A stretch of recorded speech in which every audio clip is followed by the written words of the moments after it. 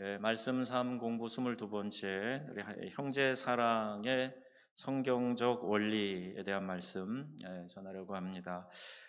우리 성도의 영적인 삶에 있어서 경계해야 할 부분은 이 기도에 게을러지는 겁니다.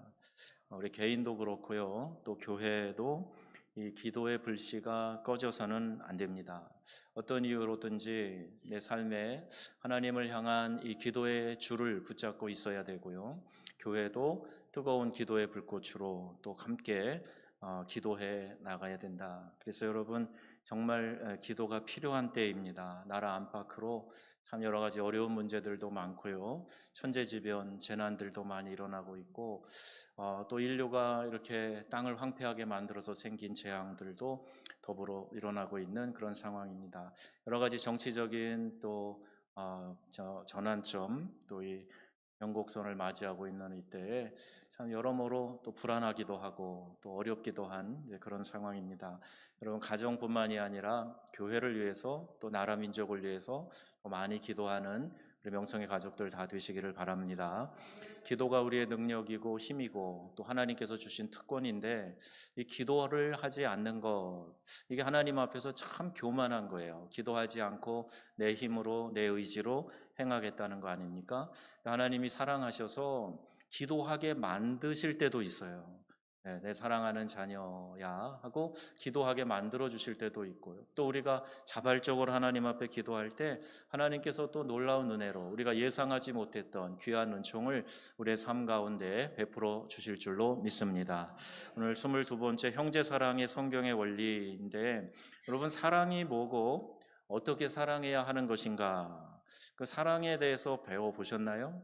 사랑을 감정으로만 생각하는 분들은 사랑의 감정이 생기면 자연스럽게 하는 거 아닙니까? 이렇게 생각하실 수도 있겠는데요, 성경에서 말하는 사랑은 감정만이 아닙니다. 감정은 사랑할 때 나타나는 여러 현상 중에 하나에 불과한 거고요, 또 이 사랑은 하나님께서 우리에게 명하신 명령이기 때문에 이것을 잘 지켜 행하려면 사랑이 뭔지도 알아야 되고, 또 이 사랑을 어떻게 우리가 배우고 실천해야 될까 하는 것도 이 말씀을 통해서 깨달아야 되죠. 사랑을 어디서 배워보셨나요? 어떤 것을 사랑이라고 여러분 생각하고 계시나요? 우리 믿는 성도들은 이런 말씀을 늘 접해요. 그 중에 제일은 사랑이라. 잘 아시죠? 여러 은사들을 얘기하지만 그 은사들 중에 최고의 은사는 바로 사랑이다 말씀하고 있고, 이게 고린도서 13장이죠. 그리고 요한 1, 2, 3서에 보면 계속 사랑 얘기입니다. 사랑장이라고 할 만큼 사랑에 대한 얘기가 많이 나와요. 사도 요한을 통해서 서로 사랑해라, 이로써 너희가 내 제자임을 알게 될 것이다. 너희가 서로 사랑하지 아니하면 그러면 그리스도의 제자가 되지 못한다, 이렇게 말씀하는 거죠. 사랑을 명하고 계세요. 감정이라 그러면요, 감정을 명령하는 것보다 어리석은 게 없죠. 감정은 자발적으로 일어나는 거지, 야 기뻐해라 그런다고 감정이 생기고 그런 거 아니잖아요. 그런데 성경에는 기쁨도 명령형으로 되어 있고요, 또 사랑도 명령형으로 되어 있어요. 몇 번 반복하지만 성경에 나와 있는 이 명령형을 다른 문법책, 다른 성경 버전으로 보면은요, 하나님이 우리에게 그렇게 해 주시겠다라는 하나님의 의지가 담겨져 있는 겁니다. 그러니까 여러분, 너희가 서로 사랑해라 그러면 그 사랑은 누가 주신다고요? 하나님이 주신다는 뜻이에요. 너희가 기뻐해라 명령을 하시면 기쁨을 누가 주신다고요? 하나님이 주신다는 거예요. 그 말하는 분의 의지가 담겨 있는 문법 구조로 되어 있습니다. 그러니까 여러분, 이런 명령에 대해서 그런 게 어딨어 이렇게 생각하지 마시고, 하나님이 기쁨을 명하셔서 하나님이 사랑을 명하셔서 그 얘기는 하나님이 우리에게 기쁨과 사랑을 부어주시겠다는 말씀이다, 이렇게 받아들이시면 되겠습니다. 그래서 여러분, 서로 사랑하며 살아가는데 이것이 명령인데, 그런데요, 문제가 뭐냐 하면 우리가 사랑에 미숙한 데 있어요. 누가 흔히 하는 얘기지만 어려서부터 사랑을 많이 받고 자란 사람은 누군가를 사랑하고 사랑받는 것에 대해서 좀 자연스러워요. 그런데 좀 이렇게 결손 가정에서, 엮이는 가정에서 자란 사람은 사랑을 받는 것도 어색해하고 사랑을 하는 방법도 잘 몰라요. 그래서 당혹스러워하는 그런 예들을 우리가 많이 알고 있지 않습니까? 그런데 성경에서 말하는 형제 사랑의 원리를 살펴보면 여러분, 우리 인생에서 사랑이 가장 중요하다고 인정하면서도 뭐가 사랑인지, 어떻게 사랑해야 하는지 구체적으로 잘 못 배운 경우가 있는데요. 성경에는 분명하게 이것이 사랑이야, 이렇게 실천해야 돼라고 가르쳐 주고 계십니다. 그래서 교회는요, 그렇게 사랑을 배운 사랑 전문가들이 모여 있는 곳이 교회여야 하는 것이고, 교회를 또한 사랑 클리닉이다, 이런 말도 해요. 그게 무슨 뜻이냐면, 클리닉, 치유하는 거예요. 사랑으로 고치고 치료하는 곳이 그 교회다, 이렇게 설명하기도 합니다. 하나님이 우리를 먼저 사랑하셨고 그 사랑을 입은 사람들이 모인 곳이 교회이기 때문입니다. 하지만 교회에서도 사랑을 해야 된다라는 당위성에 대해서는 우리가 자주 이야기를 해요. 또 여러분들도 스스로 그렇게 고백을 합니다. 그런데 어떻게 사랑을 해야 하는가에 대해서는 잘 구체적으로 배우지 못한 것 같아요. 오히려 드라마나 영화나 문학 속에서 보여지는 사랑, 그거 따라 하려고 하는 그런 경우들이 참 많이 눈에 띄입니다. 여러분, 아침 드라마 많이 보지 마세요. 온통 불륜입니다. 그렇죠? 예, 그리고 아침 드라마에 나오는 이렇게 배우들도 그렇고 스토리도 보면서 아유, 되게 아침 드라마는 좀 거시기하다, 그러면서도 많이 보시더라고요. 아침 드라마에 빠져 있는 분들 계시는 게 많은데, 그렇게 해야 사람들이 혹하고 재밌어하고 그러니까 사랑 이야기를 만들어내는데 건강하지 않은 사랑 얘기도 참 많이 들어 있어요.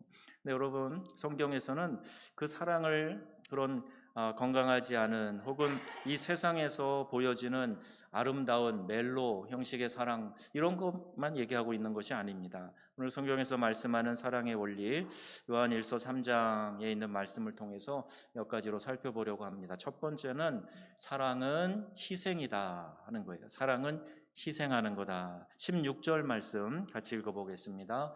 그가 우리를 위하여 목숨을 버리셨으니 우리가 이로써 사랑을 알고 우리도 형제들을 위하여 목숨을 버리는 것이 마땅하니라. 아멘. 그리스도께서 목숨을 버리는 데까지 우리를 사랑하셨다. 그래서 그 사랑의 구체적인 실천은 결국 우리도 예수님의 사랑을 본받아서 자기 희생을 하는 것이다. 자기 것을 내어주는 것이다. 자기 것을 좀 허비하는 것이다. 여러분, 이걸 진정한 사랑이라고 성경은 말씀합니다. 내 거는 요만큼도 손해보지 않으려고 하고 사랑을 하려고 그러면 이게 참 어려워요. 사랑의 시작은 내 것을 소비하는 것, 나를 희생하는 것에서부터 시작이 돼요. 그러므로 사랑에는 희생이라는 개념이 반드시 따라다닙니다. 희생이 없는 사랑은 진짜 사랑이 아니다. 부모가, 특별히 해산한 엄마가 그 아이를 키워내는 과정을 생각해 보세요. 이 뱃속에 담고 있는 시간도 얼마나 힘들고 어렵고 고통스럽습니까? 출산의 고통, 그리고 태어난 아기를 붙들고 그 아기를 키워내는 그 핏덩어리를 생명체로 그 사람으로 세워가는 그 과정이 보통 수고로운 게 아니죠. 그런데 사랑하니까 얼마든지 시간도, 내 잠도 줄여가면서, 그리고 아이를 위해서 희생을 하죠. 사랑하면 그 모성의 사랑, 그보다 더 큰 사랑이 사람들 가운데 있을까요? 근데 그렇게 사랑하면 얼마든지 희생을 할 수 있다는 겁니다. 그래서 희생의 마지막 단계가 뭐냐? 생명을 내어주는 거예요. 호감이 있는 사람에게 잘해주는 것은 이 세상에도 얼마든지 있는 사랑이에요. 나에게 잘하는 사람에게 잘해주는 거, 그거는 누구에게나 있는 거예요. 바리새인들에게도 있고 저 세리들에게도 있다고 예수님 말씀하시잖아요. 단순한 낭만적인 연정이 성경에서 말하는 그런 사랑 아니다. 사랑을 자꾸 로맨스로만 몰고 가니까 건강한 사랑의 관계를 자꾸 깨고 이상야릇한 사랑의 관계를 찾다가 문제를 일으키는 그런 일들을 우리 주변에서도 종종 보게 됩니다. 여러분, 이건 건강한 게 아니죠. 하나님의 명령하시는 사랑은요, 자기 쾌락이 아니라, 자기 만족이 아니라 자기 희생을 전제로 하는 사랑이다. 여러분, 희생이 없으면, 대가를 지불하지 않으면 그건 진짜 사랑이라고 말할 수 없는 거라는 얘기예요. 그러면 희생의 목적이 무엇인가? 무엇을 위해서 목숨을 아끼지 않는 것인가? 성경은 형제 자매를 위해서 이렇게 말씀하고 있어요. 내 이웃, 내 형제 자매들, 가장 가까이 있는 사람들, 우리 믿음의 형제 자매인 교회 성도들, 그들을 위해서 내가 손해보고 내가 그들을 더 유익하게 만드는 거, 나를 희생해서 다른 사람을 살리고 이롭게 하는 거, 이것을 그리스도가 우리에게 말씀하시는 사랑입니다. 즉 상대방의 유익을 위해서 내가 양보하고 희생하는 것, 이게 진짜 사랑이라는 거예요. 성경은요, 값어치 없는 희생을 강요하는 게 아닙니다. 예를 들면 우리 가정 폭력에 대한 얘기. 우리 뭐 6, 70년대 우리 어머니 세대 남편과 아내의 관계가 많은 경우에 뭐 잘못된 가부장적인 구조 안에서 종속 관계, 이런 경우들도 참 많이 있었어요. 가정 폭력 예사로 일어났고, 그래서 우리 어머니들이 참 남편에게 구타도 많이 당하고 모욕도 많이 당하고 이러면서 지낸 시절이 많이 있습니다. 그런데 여러분, 이런 폭력 행사를 그냥 참고 맞고만 있어라, 사랑이니까 희생해라, 이렇게 말하지 않아요. 맞는 피해자만이 아니라 때리는 가해자도 마찬가지입니다. 한번 때리기 시작하면 손찌검이 돼가지고요, 자꾸 되풀이되는 거예요. 나쁜 전통이 그 몸에 배어지게 되고 또 이것이 세대 유전까지 됩니다. 그럼 그 사람도 망가지는 거죠. 그가 폭력을 가하면 폭력을 사용하지 못하도록 막아야 된다는 거예요. 이번에 인천에서 아버지가 아들을 살해한 끔찍한 일이 생겼어요. 여러분 보시면서 참 개탄할 노릇이죠. 아주 그냥 폐륜아가 가끔 아버지를 또 어머니를 살해했다는 얘기가 나와도 막 혀를 차면서 저런 인간이 어딨어. 그런데 어떻게 자기 자식을 자기 손으로, 참 이런 끔찍한 일이 일어나는데 가정폭력이 그때 한순간 욱하고 일어났을까요? 저는 아니라고 생각돼요. 그 많은 것들이 잠재되어 있었고 크고 작은 폭력들이 있었다고 생각합니다. 그런데 사랑하니까 참는 게 아니라 사랑하니까 그 손을 붙들고라도 어떤 조치를 취해서라도 그렇게 폭력을 일삼는 일을 근절했어야 합니다.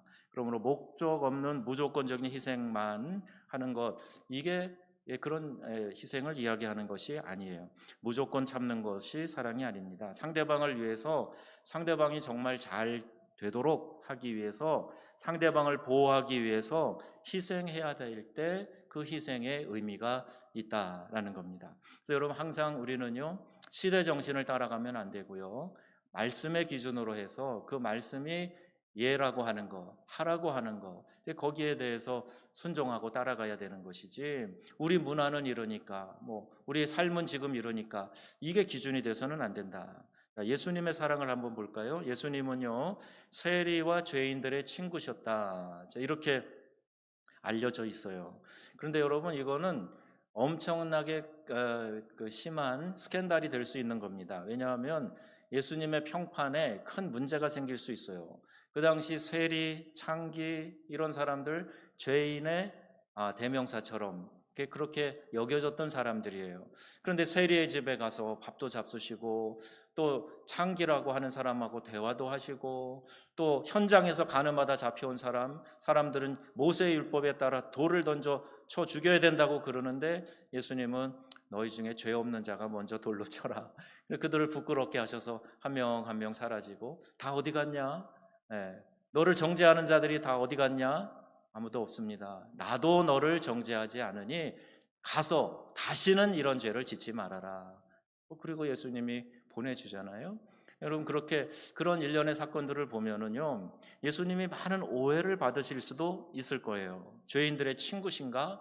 한통속인가? 이런 소리를 들을 수도 있겠죠. 반면에 당시 기득권자들인 바리새인들, 서기관들, 이들은 여러분 훌륭한 종교인들입니다. 성경을 필사하면서 말씀을 전수하는 사람이에요. 조금이라도 우리식으로 말하면 부정 탈까 봐 경건하게 옷 매무새부터 마음 자세부터 경건하게 하면서 말씀을 이렇게 기록해서 전수하는 서기관들, 바리새인들, 종교적인 규약들을 정해놓고 그거 지키기 위해서 철저하게 금식하며 기도하며 자선을 했던 사람들. 그런데 예수님은 그들의 자기 의가 너무 강해서요, 혹독하게 그들을 대하십니다. 이 독사의 자식들아, 회칠한 무덤 같은 자들아, 그러면서 그들을 강하게 질책하시고, 그들이 하나님 나라를 발견하려면 이 무너지고 깨져야 하기 때문에 예수님께서 혹독하게 그들에게 말씀하시는 것을 보게 돼요. 진짜 죄인들에게는 오히려 따뜻하게 다가가셔서 스스로 돌이키게 감화하여 주시고, 자기 의를 주장하면서 이만하면 믿음 생활 잘하지, 이만하면 하나님 잘 섬기지, 그러는 사람들에게 가가지고는 이 회칠한 무덤 같은 자들아, 겉은 아름답게 하얗게 발라놨지만 속에는 시체가 썩고 있는 게 무덤 아닙니까? 그러니까 너희들이 하고 있는 게 외식이야, 위선이야, 그렇게 하지 말아라. 그 진짜 하나님의 사람이 되도록 예수님께서 충격요법을 하시는 거 아닙니까? 그 사람들이 알아들었어야만 했죠. 알아들을만 하니까 그렇게 말씀하셨을 텐데 말이죠. 예수님은 그들을 사랑하셨기 때문에 그들과 정면 충돌하셨고, 그 결과 미움을 사서 결국에는 그들 손에 돌아가시게 됩니다. 이것이 예수님의 희생이죠. 이를 통해서 많은 바리새인들도 예수님께 돌아온 것을 알 수가 있어요. 정리하면 사랑의 구체적인 표현의 하나인 희생, 무조건 그냥 참는 게 아니고요, 상대방을 위해서 대가를 지불하는 겁니다. 좀 미움을 받아도 바른 얘기를 하고, 또 내 사랑하는 사람이 죄악 가운데 거하지 않도록 권면하고, 때론 야단도 하고, 눈물로 호소하고, 붙들고 씨름이라도 해서라도 바로 세우려고 하는 의지가, 이게 진짜 희생을 통한 사랑을 보여주는 거예요. 네가 알아서 해라, 알아서 해라, 이렇게 하는 게 아니라 정말 눈물로 호소하고, 예수님처럼 호통을 해서라도 그들에게 충격요법이라도 하고, 정말 눈물로 예루살렘 바라보실 때처럼 기도하는, 자기 희생을 전제로 하는 것이 성경에서 말하는 사랑이다. 여러분, 우리 안에 세상이 가르쳐주는 사랑이 아니라 말씀이 가르쳐주는 이 첫 번째 희생의 사랑이 있어지기를 주님의 이름으로 축원합니다. 두 번째는요, 진실한 사랑이라고 말할 수 있는데 18절 말씀 읽어보겠습니다. 우리는 말이나 혀로 사랑하지 말고 진실함으로 사랑합시다. 말과 혀로 하는 거, 그냥 입으로 하는 거란 얘기죠. 근데 진실이 참 어려운 말이에요. 사람이 진실한지 아닌지 그거 어떻게 알 수 있겠습니까? 오히려 역으로요, 내가 어떤 부분에 문제가 있으면 그 얘기를 더 나를 세워서 더 핏대를 내서 하는 경우들이 인간의 방어 기제 안에 있어요. 범죄 심리를 연구하는 사람들 보면 꼭 그런 얘기를 합니다. 나 안에 그런 면이 있기 때문에 상대방에게 그걸 투영해가지고 더 공격적으로 반응하고 더 정죄하는 그런 경우도 있기 때문에, 누가 정의로운지 누가 진실한 사람인지 그 가려내기가 쉽지 않습니다. 이 말을 다른 말로 하면 투명한 사람, 사심이 없는 사람이라는 뜻으로도 번역이 돼요. 그러니까 여러분, 내가 정말 어떤 일에 사심이 없는가, 그 주장을 하고 또 그런 입장을 취하는 데 있어서 어떤 이득을 원하는 사심이 있는 것은 아닌가. 그거는 내가 나 스스로를 쉽게 점검해 볼 수 있겠죠. 사심이 없는 투명한, 이게 진실이라고 성경은 말하고 있습니다. 사람을 대할 때 다른 숨은 목적을 가지고 대하면 그 투명한 사람이 아닌 거죠. 두 마음을 품은 자들아, 죄인들아, 예수님 이렇게 두 마음을 품는 것을 아주 나쁜 죄악으로 말씀하고 있어요. 이익을 얻기 위해서, 또 나의 유익을 얻기 위해서 다른 사람을 모함하고 그 모함의 사람들을 동조시키는 일, 이거 이간하는 거 아닙니까? 큰 죄악이지요. 나의 가치를 확인하고 드러내기 위해서, 또 이것은 진실한 사랑이 아니다 하는 거예요. 그러니까 사랑은 성경에 말씀하죠, 자기의 유익을 구하지 아니한다. 이게 진짜 사랑이라는 거거든요. 고린도전서 10장 24절 말씀입니다. 누구든지 자기의 유익을 구하지 말고 남의 유익을 구하라. 아멘. 우리의 무속신앙, 샤머니즘의 특징은 남을 죽여서라도 밟고 올라서서라도 내가 잘 되는 거예요. 나는 흥하여야 하겠고 그는 망하여야 하리라. 그게 우리의 무속신앙의 가치입니다. 그래서 뭐 구슬하고 푸닥거리를 하고 뭐 하는 그 모든 것들의 바탕이 다 거기에 있어요. 그래, 기독교 신앙은요, 정반대입니다. 나를 희생하서라도 내 옆에 있는 사람, 그들이 잘 되기를 바라는 거예요. 그래서 내 유익을 구하는 게 아니라 남의 유익을 구하는 거, 이게 진짜 사랑이라고 말씀하고 있고, 13장 5절에도 말씀합니다. 사랑은 무례히 행하지 아니하며 자기의 유익을 구하지 아니하며 성내지 아니하며 악한 것을 생각하지 아니하며. 아멘. 무례한 기독교라는 제목으로 번역된 책이 있어요. 우리가 지금 권장도서로 읽고 있는 내가 먼저 회개해야 할 한국교회 7가지 죄악, 그 책에도 잘 소개되고 있는데, 여러분 기독교인은 무례하면 안 됩니다. 이 무례한 것을 통해서 내가 담대하게 복음을 전한다. 그런데 그걸로 인한 역효과가 더 클 수도 있어요. 나는 담대하게 한다라는 것으로 스스로 만족할지 모르지만 실제로 계산을 해보면 거기에 따르는 부작용과 부정적인 효과가 더 크다면 그렇게 하면 안 되는 겁니다. 그래서 전도의 방법도 그렇고요. 우리의 삶에서 삶의 매너나 방식도 절대로 무례히 행하는 사람이 되면 안 돼요. 그런 사람 믿음 좋은 거 아닙니다. 여러분, 신앙은요, 인격입니다. 신앙이 내 안에 들어와서 내 인격을 예수님 닮아가도록 만들어가는 게 이게 진짜 신앙인 거고요. 그 외의 것들은 다 기복적인 거예요. 여러분 기도하실 때도 경한수 떠놓고 비나이다 비나이다 하는 거하고 하나님 주시옵소서 주시옵소서 하는 거하고 뭐가 달라요? 정말 내가 말씀 안에서 그 말씀을 실천하며 다른 사람을 사랑으로 품고 그 사랑을 주님 명령대로 실천하고 있지 않다면 나는 비나이다 비나이다 신앙에 불과하다는 거예요. 여러분 잘 들으셔야 됩니다. 사랑은 무례히 행하지 않는 거예요. 내가 신앙이라는 이유로 심지어는 나와 의견이 다른 사람들, 어떻게 보면 정치적인 입장이 다른 사람들, 여기는 특별히 제가 그런 현상을 잘 모르지만 서울은요 교회들마다 아주 막 선거를 앞두고 몸살을 앓았어요. 누가 기도할 때 조금 이제 우측에 대한 기도를 하면 막 좌측에서 막 들고 일어나고 막 그러고요. 얼마 전에 들었는데 군산의 어느 교회도 그런다고 그래요. 평소에 그냥 사이가 좋으신 장로님들인데 정치 얘기만 나오면 그냥 막 핏대를 세우고 싸우고 그래갖고 목사님이 아직 골치가 아프다고 하는 얘기를 제가 최근에 들은 일이 있어요. 여러분, 나와 입장이 달라도 그 사람에 대해서 미워하고 정죄하고 하는 것이 아니라 그 사람이 그런 입장을 견지할 수도 있어, 이렇게 이해를 해주고 품어주면 안 됩니까? 그리고 무례히 행하는 말과 태도, 이거는 절대로 좋은 신앙이 아니고 사랑이 아닙니다. 자기의 유익을 구치 아니하고 성내지 아니하며, 내가 너를 사랑해서 그러는 거야, 그리고 온갖 성을 내면서 콧김을 뿜으면서 매체를 들고 막 그런다든지 흔히 하는 데이트 폭력, 이거 사랑 아닙니다. 사랑 아니, 집착인 거죠. 사랑이 아니에요. 내 소유를 만들고 나에게 복종시키고 나를 만족시키려고 하는 인간적인 집착인 거지, 그건 사랑이 아닌 거죠.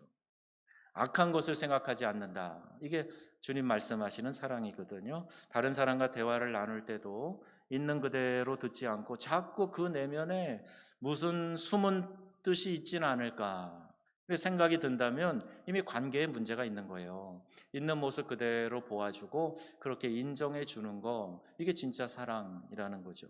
다른 사람에게 무언가 해주는 경우에도 그 사람을 내 마음대로 움직이고 싶어서 그렇게 잘해주는 거라면 이건 목적이 있는 사랑이고 진짜 사랑이 아니라는 거예요. 뇌물을 주는 것과 똑같은 원리인 거죠.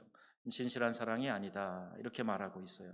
여러분, 진실한 사랑, 자기의 유익을 구하지 않는다는 거 오늘 말씀을 통해서 보게 됩니다. 또 세 번째는요, 이 사랑은 구체적이어야 된다. 3장 17절 18절 말씀 같이 읽어보겠습니다. 누가 이 세상의 재물을 가지고 형제의 어찌 그 속에 거하겠느냐? 자녀들아, 우리가 말과 혀로만 사랑하지 말고 행함과 진실함으로 하자. 아멘. 약속을 꼭 지키고 자기가 한 말에 책임을 져야 됩니다. 내가 좀 오늘 나눠줄 게 있는데 꾸러온 사람에게 내일 와라 그러지 말라 그러잖아요. 할 수 있으면 도와주고, 그리고 말과 혀로만, 입으로만 하지 말고 행함으로 해라, 진실함으로 해라, 이렇게 말씀하고 있어요. 혹시 여러분이 이제 그냥 우리 흔히 하는 얘기처럼 우리 언제 한번 밥 먹자 이런 얘기 하잖아요. 그건 진짜 밥 먹자는 얘기인지 인사말로 하는 건지 잘 모르겠어요.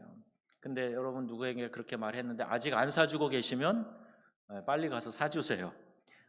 목사님 언제 식사 한번 해요. 그리고 아직 안 한 분들 계세요. 그리고 커피 한 잔의 온정이 낫지 그 수많은 립 서비스 말로 때우는 거 유익하지 않다. 야, 가서 몸을 좀 따뜻하게 해. 가서 좀 배부르게 해라. 야, 아이고 먹어야지 어떡하냐. 더울 때는 더 잘 먹어야 돼.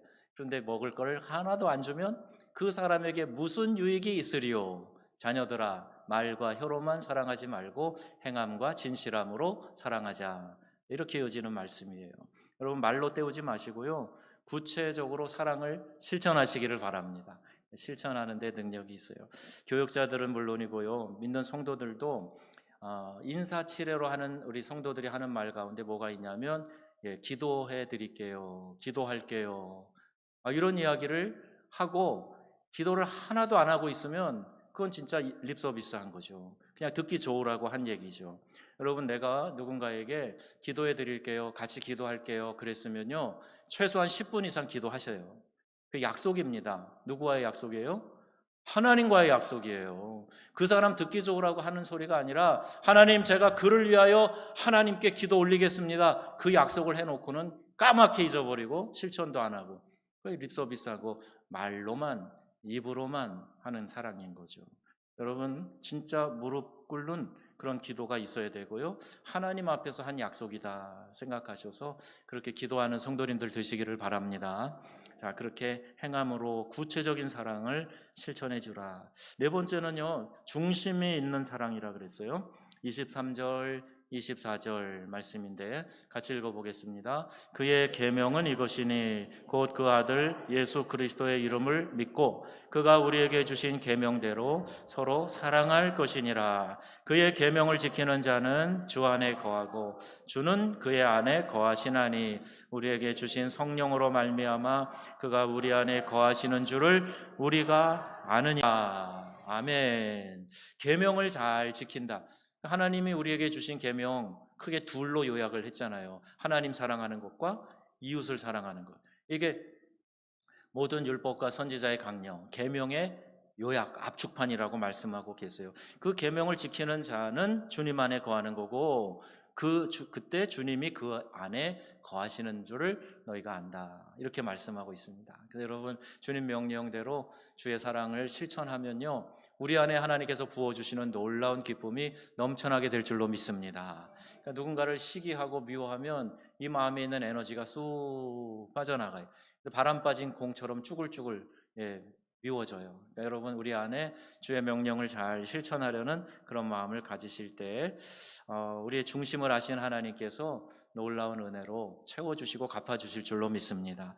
우리의 사랑은요 중심을 잡아야 되는데 먼저 예수 그리스도의 이름을 믿고 그리스도께서 명령하신 대로 서로 사랑하는 것이다. 이게 중심을 잘 잡는 거예요. 그리스도인의 사랑은 단순히 측은지심에서 오는 사랑이 아니다. 그리스도를 믿고 그분의 명령대로 사랑하는 것이기 때문에 그냥 동정심 때문에 사랑하는 거, 그건 좀 긍휼의 마음이 많은 사람은 더 잘하겠죠.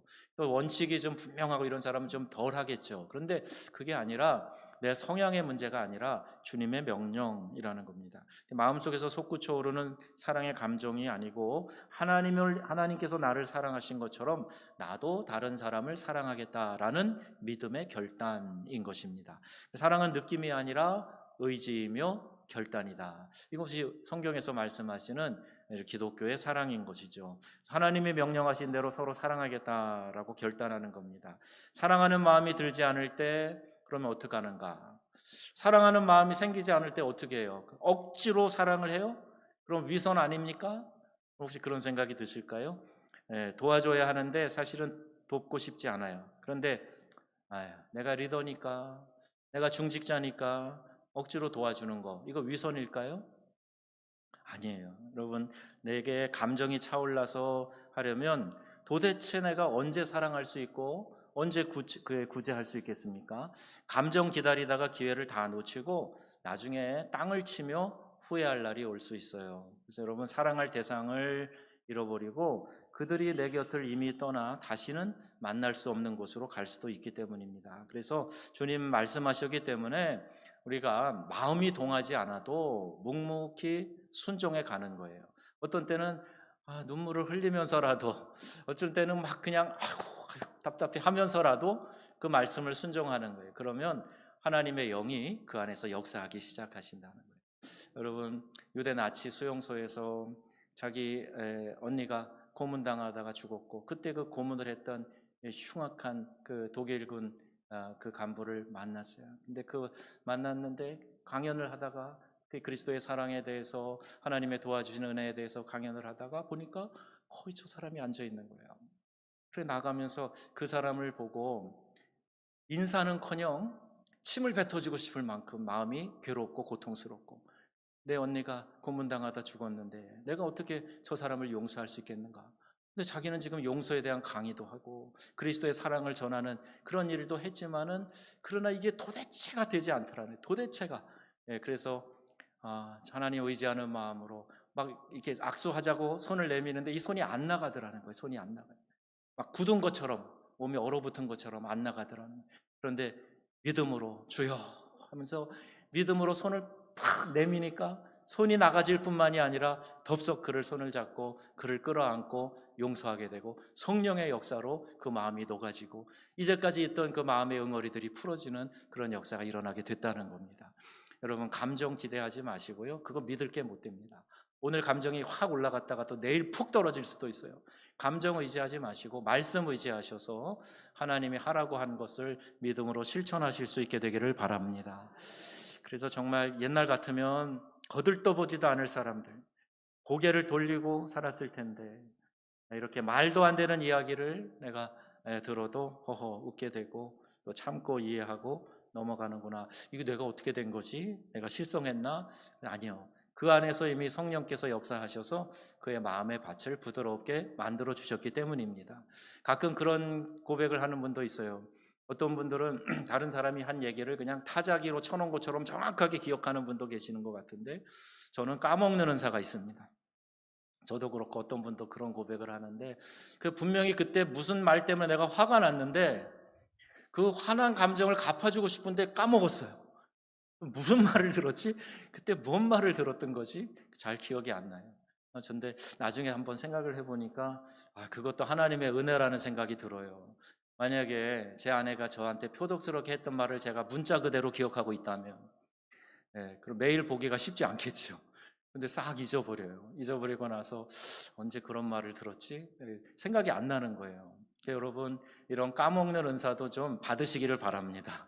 10년 전에 들은 말을 그냥 문자 그대로 새겨놓고 그러고 생각하고 살아가면 얼마나 괴롭고 힘들겠어요. 그래서 여러분, 주의 성령이 내 안에 임하셔서 내 심령 가운데 역사해 주시고, 온전한 사랑이 아직은 미숙하지만 성령 하나님 감동을 주셔서 그 일을 하려고 노력할 때 하나님께서 놀라운 힘으로 역사해 주실 것을 제가 믿습니다. 그렇게 고백하고 한번 실천해 보자. 여러분, 이 사랑을 온전히 보여준 분이 예수님이세요. 예수님은 진실하게 십자가에서 희생하시면서 우리를 구원하신 분명한 사랑의 하나님이십니다. 그래서 우리도 주님을 본받아서 사랑해라 이렇게 말씀하고 있어요. 한번 정리해 보겠습니다. 사랑은 느낌을 쫓아 자연스럽게 일어나는 것이 아니다.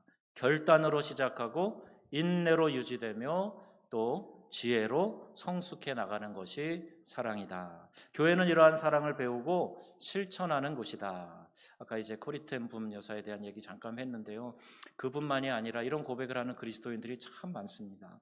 여러분, 믿음 안에서 말씀을 실천하셔서 여러분의 심령을 녹여주시고 새롭게 해주시는 성령의 역사에 여러분이 깊이 연동되고 함께 성령의 움직이시는 그 움직임대로 나아가서 자유로워지는 성도님들이 되시기를 바랍니다. 사랑하면 그렇게 된다 말씀하고 있어요. 그래서 교회는요, 위선적이고 부족하고 거칠고 자기 멋대로인 사람들이 모인 곳이래요. 그래서 거기서 부족한 사람들이 함께 사랑을 배워가는 곳입니다. 완성되어 있는 사람들이 모인 곳이 아니라 아직 공사 중에 있는 사람들이 모인 것이고, 사랑이 원숙한 사람들만 있는 게 아니라 이렇게 거칠고 부족하고 위선적이고 멋대로인 사람들이 모여 있는 것이 교회다. 그래서 여기서 사랑을 배우고 실천해야 된다. 가정과 교회, 이곳이 사랑을 배우고 실천하도록 하나님께서 만들어주신 공동체라는 것을 여러분 기억하시기를 바랍니다. 가정에서 왜곡된 사랑, 열등감과 분노 이런 것들을 가르치면 안 됩니다. 그 사랑의 실천을 가르쳐야 돼요. 부모님들이 가정에서 밥상머리에서 하는 이야기를 통해서 아이들의 마음에 분노를 심어주면 안 됩니다. 사회에 대한 부정적인 인식들을 심어주면 안 돼요. 교회에 대한 아주 복잡하고 아이고 골치 아프다, 나 잘하면 절대 부모 품 떠나면 교회 안 나가겠다, 이런 마음 심어주면 안 됩니다.